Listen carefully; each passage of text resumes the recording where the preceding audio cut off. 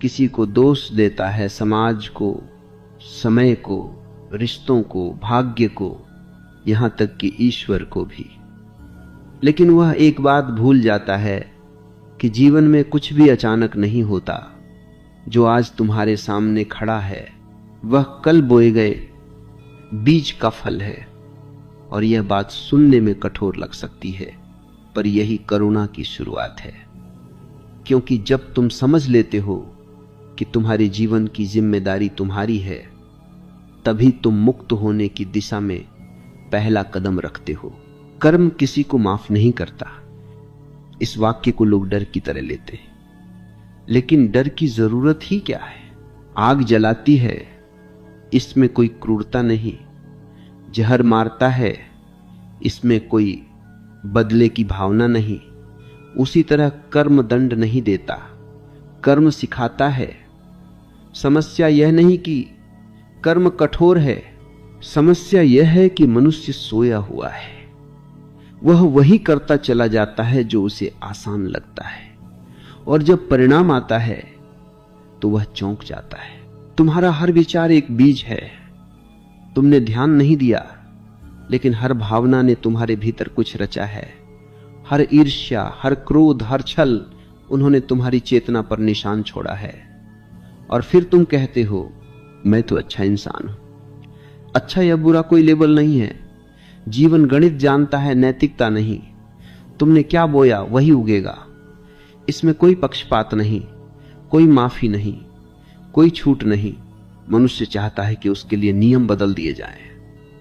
वह सोचता है मैं अपवाद हूं, लेकिन प्रकृति अपवाद नहीं जानती। नदी यह नहीं पूछती कि कौन प्यासा है, वह बहती है। सूर्य यह नहीं देखता कि कौन योग्य है, वह प्रकाश देता है। और कर्म वह भी बहता है। तुम उसके रास्ते में खड़े हो सकते हो, लेकिन उसे रोक नहीं सकते। सबसे बड़ी भूल यह है कि लोग कर्म को भविष्य की चीज समझते हैं। वे कहते हैं अभी तो सब ठीक है, बाद में देखेंगे। लेकिन कर्म बाद में नहीं आता, वह अभी बन रहा है। तुम जैसे सोच रहे हो वही तुम बनते जा रहे हो। तुम्हारी आदतें तुम्हारा भविष्य नहीं बनाती, तुम्हारी चेतना बनाती है। आदतें तो केवल उसका प्रतिबिंब हैं। देखो, जब कोई व्यक्ति बार बार झूठ बोलता है तो समस्या झूठ नहीं होती। समस्या यह होती है कि उसका भीतर डर से भर गया है, और वह डर धीरे धीरे उसके पूरे जीवन को जहर बना देता है। फिर वह कहता है मेरे साथ सब गलत क्यों होता है? क्योंकि तुमने भीतर गलत बीज बोए हैं, और बीज को फल बनने से कोई नहीं रोक सकता। कर्म न्यायाधीश नहीं है, कर्म दर्पण है। वह तुम्हें वही दिखाता है जो तुम हो, लेकिन दर्पण देखना सबसे कठिन होता है। इसलिए लोग उसे तोड़ना चाहते हैं। वे कहते हैं यह सिद्धांत गलत है, यह जीवन अन्यायपूर्ण है। नहीं, जीवन न तो न्यायपूर्ण है न अन्यायपूर्ण। जीवन बस सटीक है, उसमें एक भी भूल नहीं। यदि तुम्हारे जीवन में बार बार वही पीड़ा लौट रही है, तो इसका अर्थ यह नहीं कि कोई तुम्हें सजा दे रहा है।